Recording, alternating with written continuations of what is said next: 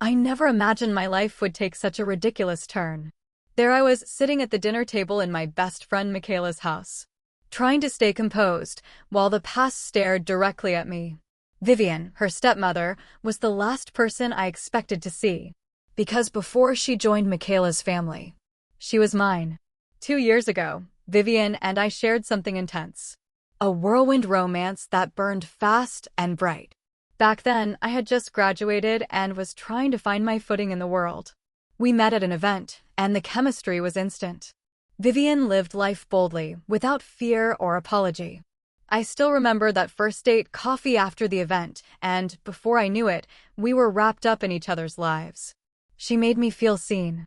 Alive. Like I mattered in a world that too often looked past me. It was passionate. Consuming. But brief. Our paths were pulling us in opposite directions.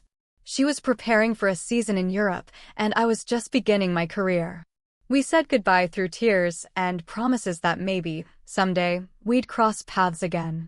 Michaela had been there through every heartbreak I'd endured. But she never knew about Vivian.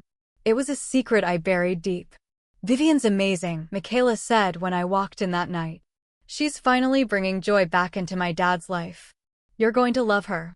Vivian offered a polite smile, but I could tell she remembered. Just as clearly as I did. Dinner was torture. Every glance, every word.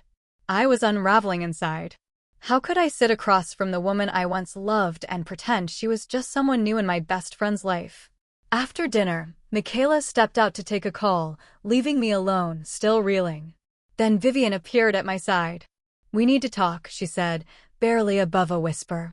My heart pounded. You knew? I asked, sharper than I intended. She sighed. I recognized your name the moment Michaela mentioned it. I just didn't expect seeing you would hit me this hard. And letting her believe we never met?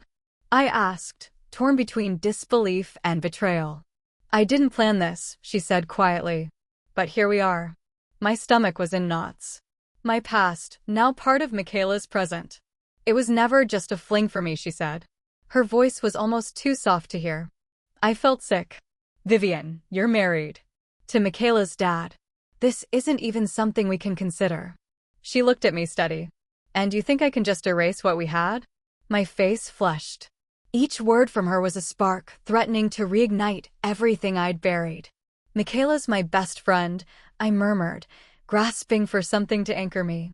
Vivian stepped closer. Does that change how we feel? I had no answer. I was torn, half of me ready to flee, the other half aching to stay. Vivian, I began, but my voice cracked.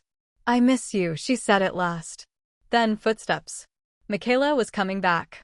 This can't happen, I whispered, though even I could hear the doubt in my voice. Maybe you're right, she said gently. But some feelings, they don't go away. Before I could say anything else, she turned and walked off, leaving me breathless. Michaela re-entered, smiling, unaware. And I sat there, paralyzed, haunted by a secret that had just come back to life. Vivian still had a hold on me.